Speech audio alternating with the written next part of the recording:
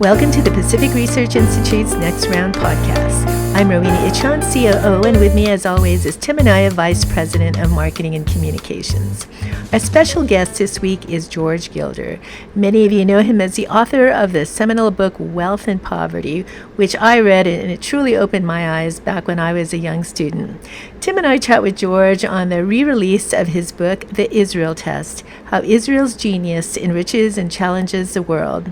Israel is in one of the most volatile regions of the world right now. These days, they're fighting against several fronts. And here in the U.S., we've seen a rise in anti-Semitism nationwide, especially the college campuses. And yet, we've seen the tremendous contributions Israel has made in advancing science and technology and becoming a growing economic force worldwide. So Tim and I discuss all these issues with the brilliant George Gilder. Thanks very much for joining us. Welcome to PRI's Next Round podcast, George. Glad to be here. Wonderful. So you wrote the book, The Israel Test, to dispel some of the many myths regarding Israel. So talk about some of those myths. The myth that Israel's dependent on us more than we're dependent on Israel. I mean, the fact is that the U.S. economy is deeply dependent on innovations that stream from Israel. For example, the U.S. currently has 70% of global market cap. American corporations have some 70% of global market cap. And virtually much of that derives from our artificial intelligence boom, the AI boom. And NVIDIA is the most valuable company in the world sometimes. It has a $3 trillion market cap at its peak. And NVIDIA, as Jensen Huang, its CEO, has acknowledged, gets all its communications technologies from a company in Israel called Mellanox that it bought in 2019. And when NVIDIA bought Mellanox, as Wang acknowledges, Mellanox had a bigger footprint in the data centers of the world than NVIDIA did. And what made it possible to turn NVIDIA's graphic processors used in game machines chiefly into artificial intelligence tools for hyperscale computing across trillions of parameters and tokens and data centers was in NVLink, which was invented by Mellanox at Migdal Haemek in Israel. I visited him there. E.L. Waldman, the founder of Mellanox, lost his daughter in that attack on October 7th. And but Mellanox got bought by NVIDIA, and this allowed NVIDIA to form its fixed processors into hyperscale super AI computers, and that is the basis of the huge market caps of Google and Meta and Amazon and Apple, and all these companies are all dominating the world economy because of their labs and innovations from Israel, spearheaded by this Mellanox contribution, which galvanized the artificial intelligence boom. And this isn't a new thing. Intel Corporation, which is the leading American chip company before NVIDIA, it was basically an Israeli company. It's 80% of its profits in its first 10 years came from the invention of non-volatile memories by Dov Froman, who was an Israeli who really brought Intel to Israel and established the Intel research centers at Haifa and the leading edge wafer fab at Kiryat Gat. it just goes on. But the idea, and it extends to our military defense. I mean, we put up some of the money for Iron Dome and built some of the components, but the basic intellectual force behind missile defense was Israel. I gave the first microchip to Reagan. I'm 84 years old now, so I go back and told Reagan that this microchip, which I gave to him and talked to him about for about an hour, would make possible a real missile defense that was distributed. And people were criticizing Reagan's plans. SDI is impossible because it was shooting a bullet with a bullet. And I said that would be possible if you distribute the testing to all anti-missile systems and through microchip. And I gave him a Micron technology 16K DRAM. And so I'm just, but we really didn't build anti-missile missiles. We got some, but it was the Israelis that did Iron Dome, David Sling, Arrow 1 and 3, and now is doing Iron Beam. Well, theoretically can make possible zapping hypersonic missiles with luminary missiles at the speed of light. So we are not, the real leader of the West today is Benjamin Bibi Netanyahu, and we're at least as dependent on Israel as Israel is on us, probably more. And we just have this delusionary, patronizing attitude toward this country that's been attacked 6 times in the last 50 years by its neighbors with the of exterminating all the Jews in Israel. And this is when we got an attack at 9/11, we rampaged around the Middle East for 10 years. Hopefully the Israelis can dispose of their current attackers quicker than that. Is that enough mess? Yes. So the subtitle of your book, The Israel Test, is How Israel's Genius Enriches and Challenges the World. And I think few could deny the brilliance of the pager covert operation by Israel in taking out the leaders of the terrorist group Hezbollah. So could you provide us your perspective on this operation and give it some context, especially in the backdrop of the ingenuity of the Israelis? Well, it's the same kind of systems they use for their anti-missile systems and that they use for their key role in fiber optic technology and in the microchips in our cell phones and particularly our communications capabilities, they all come from Israel. And but Mossad is really the leading intelligence spearhead in the world, and that was a brilliant attack on Hezbollah, which was sending, it still is sending missiles into northern Israel and forcing the evacuation of much of northern Israel, despite virtually no deaths because of the Iron Dome and David Sling and the Arrow missiles, plus the other defensive measures that Israel has provided. Everybody is required to have a safe space in their houses, and the houses all over northern Israel all have a bomb shelter in them, essentially. So this is how they got to live over there with these troglodytic neighbors. This isn't Lebanon. Hezbollah first invaded and captured Lebanon for the Iranians. That was, and when they talk about a two-state solution, Hezbollah isn't a state.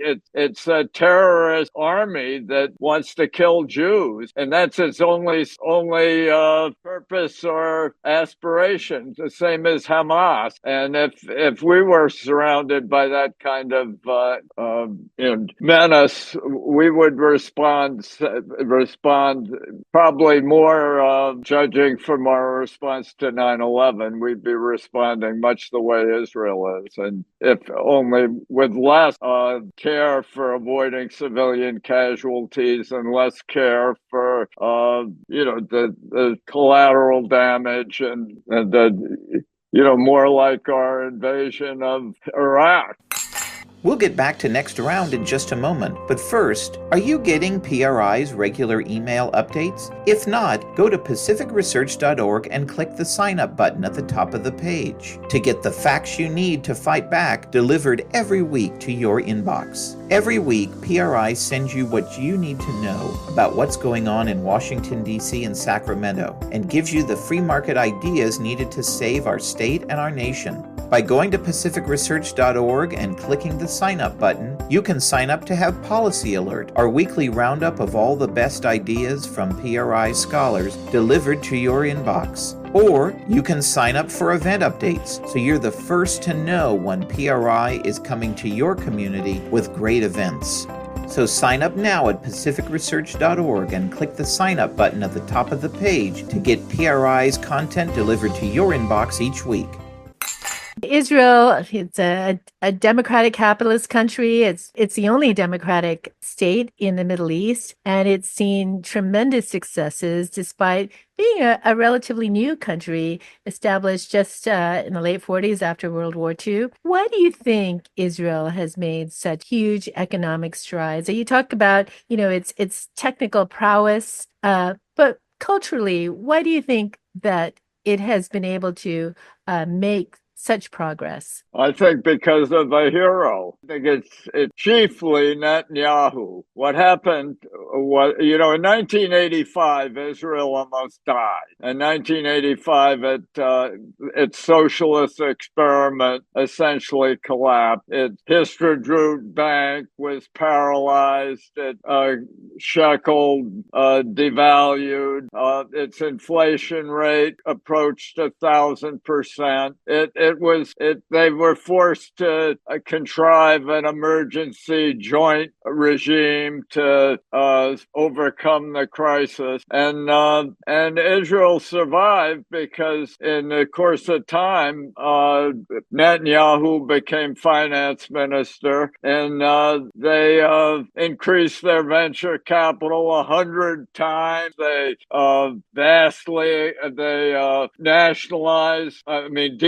denationalized, they privatized their economy.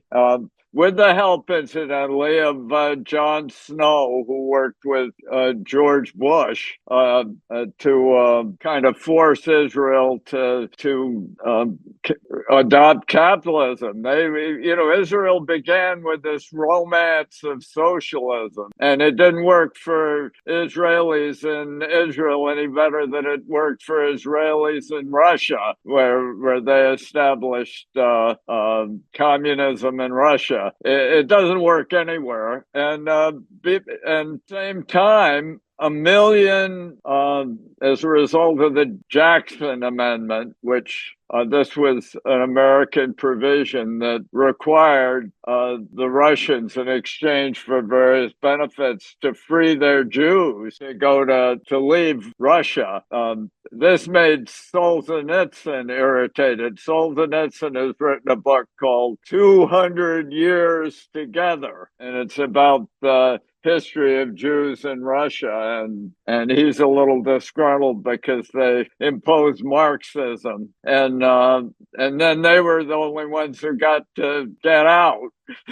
into the Jackson Amendment. So anyway, a million Jews from Russia moved to Israel, and they were anti-communist to a man, and they transformed Israeli politics, and they transformed the Israeli economy because many of them were brilliant engineers and software and mathematicians and physicists who came to Israel and who now comprise half the key workers in Israeli high-tech companies. Half of them are Russian Jews, and so this transformation happened with the leadership of Netanyahu, and that's why everybody hates Netanyahu. He really made Israel capitalist, and really the leading capitalist country in the world. It is as it is today, and that's why it's the fastest growing economy in the world. Why during the last year increased its venture capital spending some 38%, led the world in new venture capital investment in the middle of this war. And the U.S. had a big venture capital boom too. We increased our venture capital about 25% during the last year because of our AI boom, which also was spurred in with crucial ways by Israeli genius, which enriches and challenges the world, as I say in the Israel Test. So let's dive in a little more on that line. You know, we've discussed certainly the microchip and discussed certainly the weaponry advancements. But let's talk a little bit about some of these other innovations coming out of Israel, from biotech and medical devices to software, and obviously, as we mentioned before, Iron Dome. Talk about some of these innovations coming from Israel. Well, there's a stream of them. Israelis are there. The reason everybody resents Israel and the reason everybody wants to destroy Israel is because they epitomize the genius of the Jews, and that genius. And I encountered it again. Next book is about graphene. Graphene is a new material, a single layer of carbon atom that is 200 times stronger than steel, 1,000 times more conductive than copper. It's as flexible as rubber. It just per million can transform concrete. So you need to use 35% less concrete to achieve the same kind of tensile strength. You put it in asphalt, and the asphalt doesn't buckle in the winter. You put it in a severed spinal cord, and it transmits the signal so accurately that the spinal cord can refuse, and as you can see it in a mouse on YouTube, the mouse is, after having its spinal cord severed, gets graphene injections that refuse the spinal cord, and you see it dancing on a trampoline in the YouTube video. That's a company in Israel called Neuro, which sprung from a laboratory in the United States, Rice University, Jim Torr's laboratory. And that laboratory at Rice is the previous head of it was Richard Schelling, who won a Nobel Prize for developing buckyballs and carbon nanotubes and a whole bunch of nanotechnology, and Jim Torr has carried it to a new level. And out of his lab came some 18 companies so far, and all but one of them are in Israel because the Israelis really wanted to do it. They grasped the tremendous new breakthrough that graphene represents. It'll transform electronic, microsurgery, real estate building. once again, the leading country in the world in developing a new technology turns out to be Israel, and they got and this technology makes it possible to convert garbage, any carbon-based refuse, transformed into perfect layers of sheets of graphene, process called flash Joule heating, flash Joule, Joule heating, that was invented by Bohr in his lab at Rice, but is being applied all over Israel and in a company called Universal Matter in Canada. Somehow, the U.S. high tech is so obsessed with software that they just haven't really been able to absorb this graphene revolution, which is the next big change in the world economy. We're moving from the silicon age to the graphene age, and graphene switches for transistor switches 1,000 times faster than silicon switches, so that it not only is stronger and more flexible and more conductive and more heat emissive, but it also switches in the terahertz like light rather than the gigahertz like heat that silicon switches in the silicon transistor. So graphene is going to transform electronics as well as building and microsurgery, and it's a whole new nanocosmos that's emerging in Israel. We'll get back to our great guest in just a moment. But first, are you following PRI on Facebook? By following PRI at facebook.com/Pacific Research Institute, that's all one word, you'll be the first to read free market ideas from PRI's terrific team of scholars on all the hot issues like education freedom, single-payer healthcare, crime, homelessness, green mandates like the ban on natural gas appliances, and more.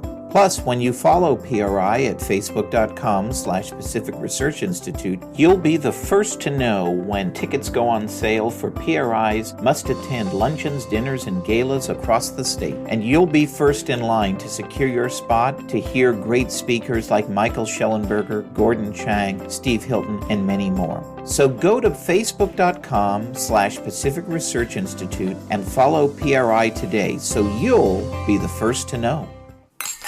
So, George, being Californians here at PRI, we have to compare and contrast California and Israel, who California is a technological leader. So, for one, unfortunately, they're both arid places, but Israel has managed to solve its water problem. And in California, our water issues get worse and worse each year. And both places have, as I mentioned, a powerful tech industry. But unfortunately, here in California, so many businesses are relocating. And as you know, California is the land of plenty in the land of plenty, but we're losing population. So Israel, with few natural resources, still growing. So what can California learn from Israel? Well, first of all, the water crisis is totally spurious. I mean, Israel has increased its industrial production 100-fold, and it's 60-fold, excuse me. It's agricultural production thousands of times. Over 50 years has reduced its consumption of water 10%. It is completely it took over a desert when the Jews when the latest immigration of Jews, the mass immigration of Jews to Israel happened in the mid-19th century. Israel was a wasteland. There were only 200 to 300,000 Arabs in all the Israeli territory, and they had average lifespans of around 30 years or so. And the Tel Aviv was a malarial swamp mostly.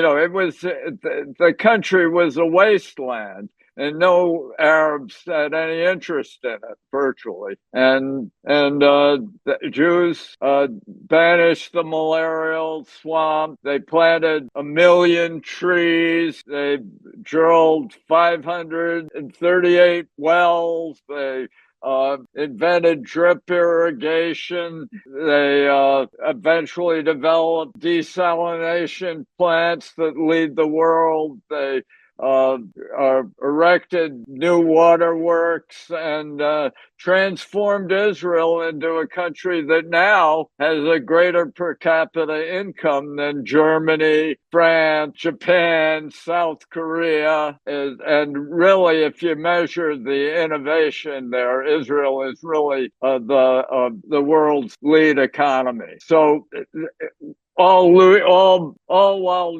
using 10% less water. So Israel really demonstrates that all these eco crises that obsess the green imbeciles in California are fake, and that they all can be solved. They're demonstrable technologies that can supply all the water needs of California. So another thing, we hate to always bring it back to California, but we see all this anti-Semitism happening on college campuses and many, unfortunately, in California. Where do you think this all began? What are the origins? And, aren't college campuses really supposed to be places that safeguard the exchange of ideas, where free minds, free speech, civil discourse, and tolerance are practiced? Well, they become socialist institutions that are all sort of extensions of the administrative state. I mean, that's what these universities are. They get,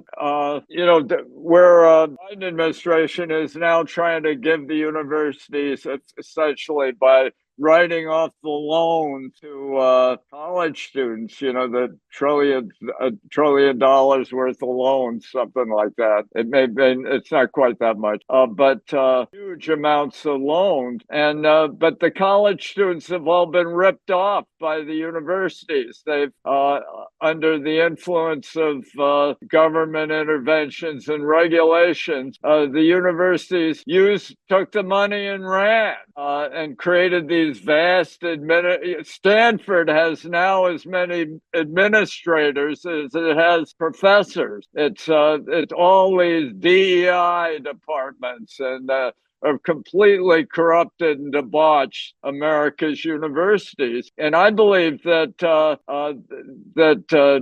don't even oppose altogether the giving back the money to the students. The students have been exploited and ripped off. But the money should come from these college endowments. If they're going to take money from Dubai and Qatar or whatever, and come essentially anti-American socialist debauches, then they should give up these tax-exempt endowments that they all have. I mean, it really was outrageous when we created this vast student loan program, which kind of repeated the post-World War II student loan program. But then rather than teaching the students, we imposed all these anti-merit regimes on all these schools that made them inept as teaching.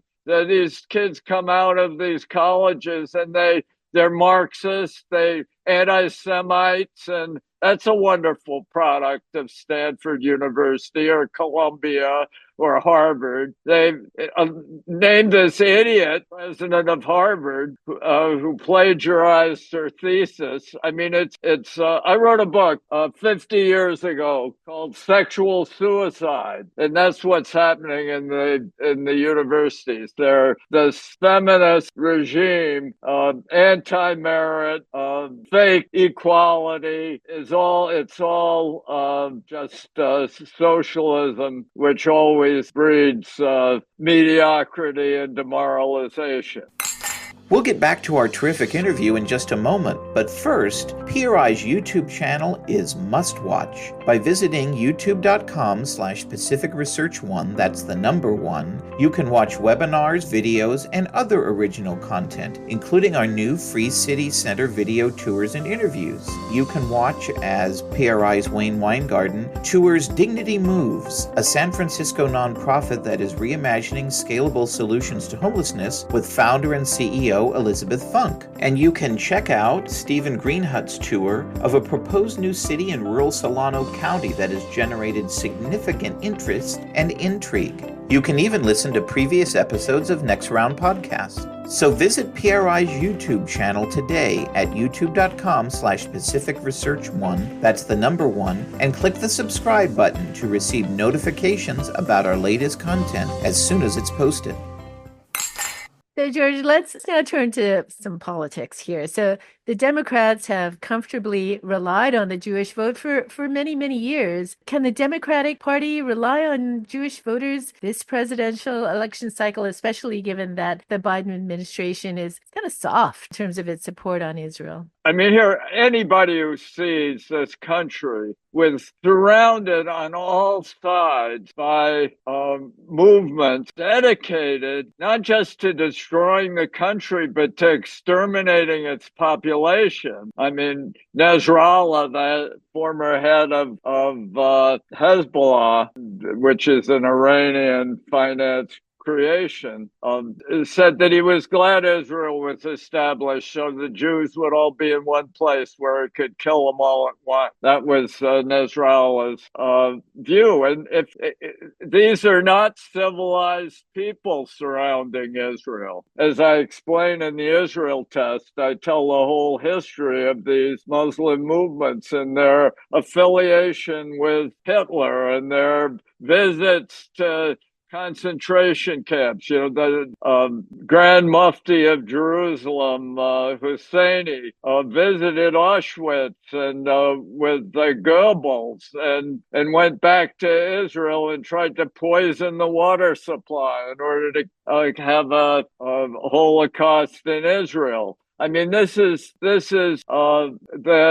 people who have attacked Israel 6 times, and still, as soon as Netanyahu begins to get an advantage and get some momentum going, everybody wants a ceasefire to bail out these wonderful Islamists. It's really it's disgraceful. It's not attainable. They don't have an argument. They don't worry about civilian casualties anywhere else in the world. They only worry about them if they if they can be associated with lies about Israel. So finally, George, let's end on a positive note. Okay. You haven't been on our podcast for a while, and we call our podcast Next Round because California is home to, some of the finest wines in the country and even the world. So we like to ask each guest to give their favorite wine, beer, or cocktail recommendation. So what are you drinking these days as you celebrate the re-release of your new book? I drink Zinfandel. I like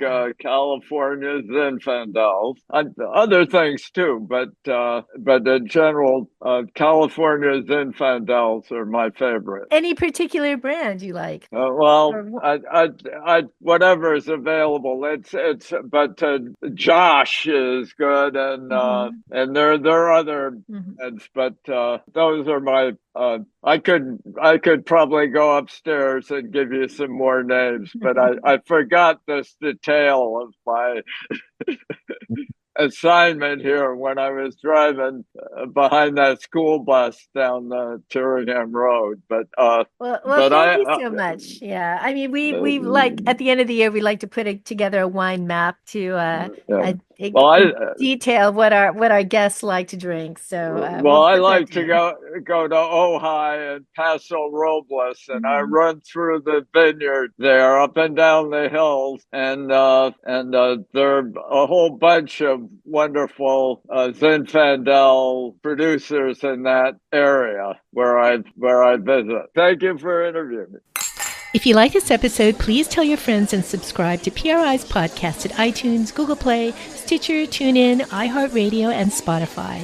And when you're on these platforms, don't forget to give us a big 5 stars. If you don't subscribe to any of these, you can still listen on PRI's YouTube page, youtube.com/PacificResearch1. That's the number 1. Thanks for listening. I'm Rowena Ichon. Hope you'll come back again for Next Round with PRI.